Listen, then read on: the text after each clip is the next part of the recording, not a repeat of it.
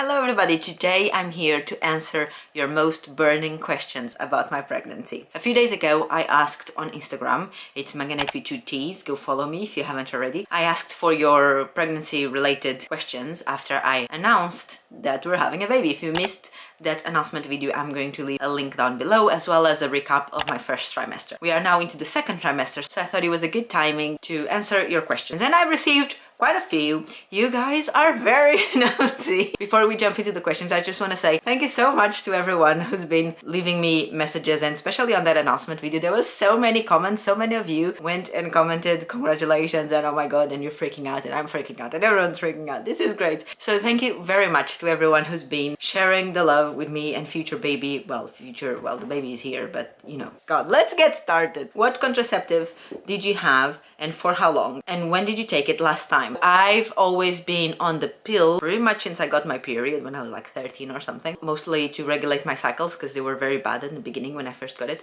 and I never stopped. I've been to several appointments and I was told I didn't need to stop because it's not the 1970s anymore. I stopped the pill in September 2021 after like 15 years of taking it non-stop. On our video you mentioned some hormonal problems. Did you have to do anything about it? I stopped taking the pill in September 2021, and according to my very low-key research, it would take a few months for the cycles to regulate, and usually you need to wait for your periods to be regular after you stop a hormonal contraceptive like the pill. In my case, it started being regular straight away, so like a week at a time, and it would come and go roughly on the days that the app that I was using to track the period was telling me it was gonna show up. However, when we started trying for a baby, that was in March 2022, so it had been 6 entire months of regular cycles. It was taking us a long time, as I saw on the video. So after a few months, I contacted the GP and I said, listen, we're trying to have a baby and it's not working out, and I had noticed that my luteal phase was too short. So that's basically the amount of time that goes between ovulation and your next period. It should be at least 10 days, and mine was like 5 or 6 days. So I had already noticed that consistently it was too short, which also incentivized me to call the GP. So I told them all of that, and she said, okay, if you are having your period, it most likely means you are also ovulating, but let's do some blood tests and get it confirmed. So I started going for blood tests, and the way they do blood tests to confirm ovulation is that you do one in the beginning of the cycle during your period, and that's basically the low level of your hormones. It's like as low as they go, and then you do another blood test like the following day after ovulation or the day of ovulation roughly to see the peak. However, when I was doing those tests, they couldn't find my peak, so they kept adjusting the second round of tests to be like 3 days later, 3 days earlier. They never really found my ovulation levels, but they did find a very severe vitamin D deficiency. That's very ironic because vitamin D is the one that comes from the sun, amongst other things, but mostly the sun. And obviously in this beautiful country of England, there's not a lot of it. So they told me, while we are still doing blood tests to find your ovulation, let's start you on some vitamin D supplements. Given that you are also trying to conceive, try starting straight away on prenatal vitamins that include vitamin D and you're all set. So that's what I did. I started taking that. It's 1 pill a day. The pills were huge. Oh my god, it did make me miss the other pill because those were tiny. Anyway, I started taking that and I kept doing the blood tests, but they never really found anything. And meanwhile, me and Josh decided to take it back a notch, so still trying, but stop with all the blood tests. By then I had done like 6 or 7 rounds of blood tests. They couldn't find what they were looking for, and it was getting really frustrating, and I was starting to stress out and think, oh my god, I'm not ovulating and all that. So we decided, let's stop the blood tests for now. We'll resume them in a few months if still nothing is happening, and for now let's just keep trying and keep taking the vitamin. Anyway, when I was researching about vitamin D, I saw that vitamin D was correlated to the production of progesterone, which is the hormone that create the luteal phase. So when I was reading that, everything was making sense. My problem was that my luteal phase was too short, and that was being caused by the lack of progesterone that my body was producing, which on its turn was being caused by the lack of vitamin D. It was incredible. Like as soon as I started taking the vitamin D on that same cycle, my period was late 7 days, and I was freaking out obviously, because when you're trying to make a baby, having your period late 7 days for the first time ever in my life. Oh my god, I can't tell you how many pregnancy tests I did on that month. Obviously all the tests were negative, and after 7 days my period did show up. But basically what happened was that was the cycle that started adjusting everything. My average was like 29 days I think, and on that one I had like 38 days or something of cycle, so between one period and the other. And the following cycle, you went back down again, still very long. I think you went back down to 30 or 31, but my ovulation started happening earlier and earlier and earlier as the cycles progressed. So yes, I did have some hormonal problems. Did they get proven by the blood tests that I've done? Kind of. They found something, but not exactly ovulation problems, but they did fix the problem, because after a few cycles of being on those prenatal vitamins for a while, my cycles stabilized on 29 days. I think that's what they were. And my ovulation was roughly in the same day every single cycle. And the luteal phase started being the correct length. After months of trying, that was the first time that we actually had a chance of conceiving, was when my luteal phase got sorted. And this was very long, and I apologize, but it's so interesting how everything relates to itself. Oh, amazing science. Did you always want to have kids? I think so. For the longest time, I've always said I wanted to be a mom, and I used to say my two biggest dreams in life were to become a flight attendant and to become a mom. Even though they are a bit not possible at the same time. You kind of have to do one and then do the other. Did the doggies notice you're pregnant if they have started to act in a different way? Yes, but no. Suki became much more loving, which obviously when you're trying to conceive and everything is a symptom and everything's a signal. I was like, oh my god, this is it, Suki is lovey. But the reality is she became much more lovey with everyone, not just because of me. We think it's because of some medication that we started her on, and it helped with her anxiety problems. But kind of, I don't know, every now and then they still come next to me, lay next to my legs. I question, is that something new? Because I feel like they've always done it. I just never really paid attention to it up until now, because now I see them doing that and I'm like, oh my god, that's so cute. So yes, but not really. What happens with your job while you're pregnant? I briefly mentioned this on my first trimester video. On my airline, you can fly for a little bit while you're pregnant in the beginning. The first 3 months or up to 200 hours, I believe, whatever comes first, and then you need to stop flying, and then you're supposed to do ground duties. However, I live so far away from the airport, and the way my airline does the ground duties, it was multiple days in a row followed by multiple days off. But because of the commute of it being so far away, I couldn't go and come back every single day. That would be just silly. So I would have to stay there next to the airport in a hotel.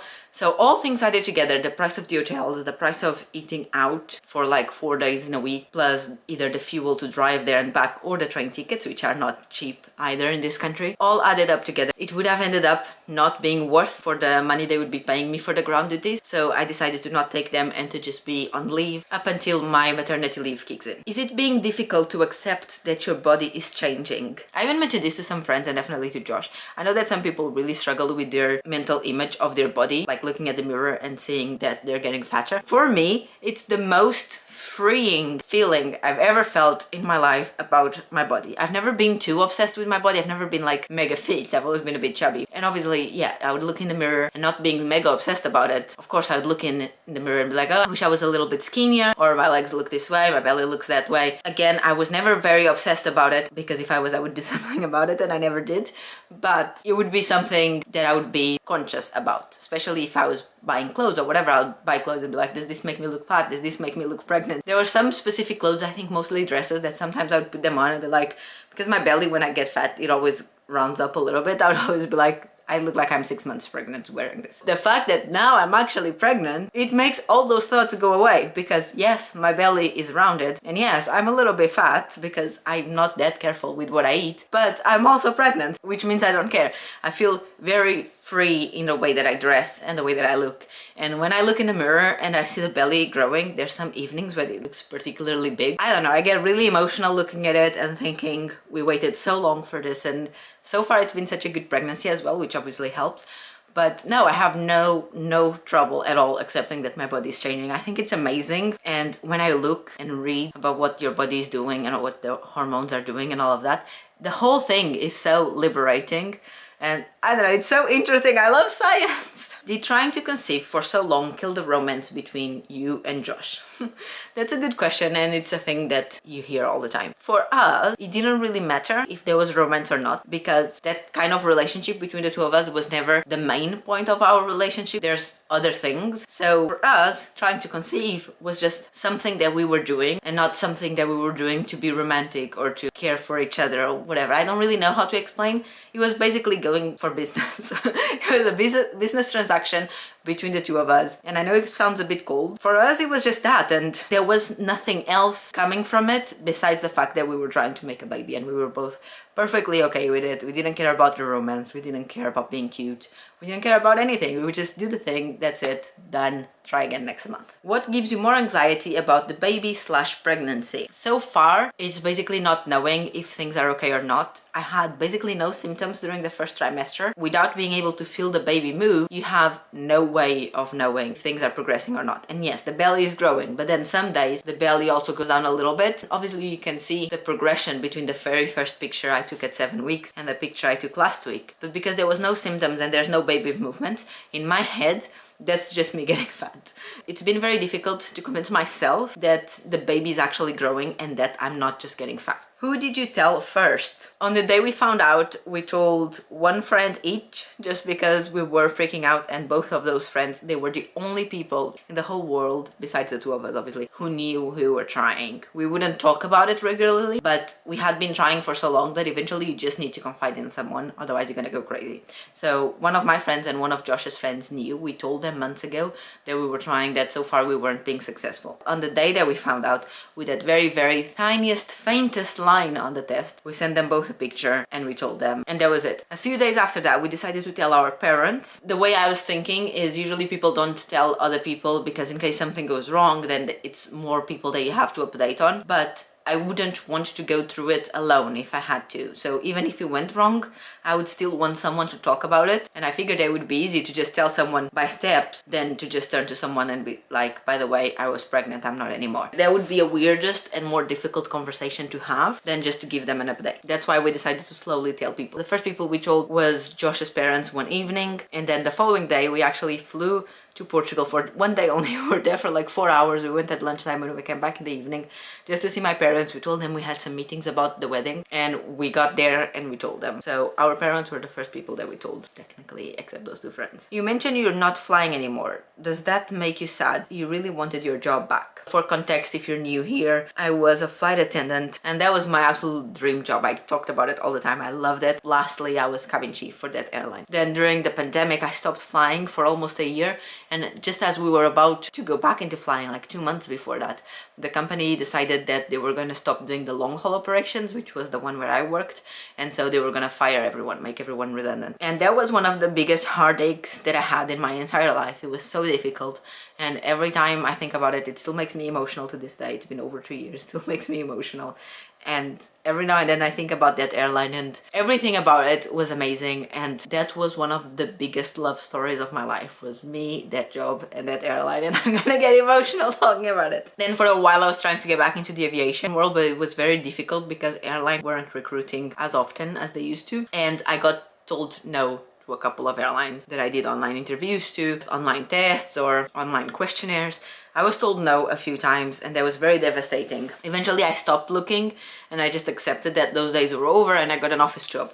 I worked on that office job for 1.5 years, and then I started hating life because that's just a miserable life to have, and I really missed my previous job. So I started applying again and I got told yes to 2 different airlines. I chose one of them, obviously, an Australian airline that I mentioned a few times here. It was good being back. Obviously it was the thing that I've been waiting for so long. But at the same time, being back in a different airline just made me miss the other airline even more. And that's why I say that's like one of the biggest love stories of my life, because that other airline was everything that I wanted and it doesn't exist anymore. I never felt for this airline the same passion and the same intensity that I felt for the other one. I only did like 5 trips with this new airline. I was super new still. I stopped flying when I got pregnant.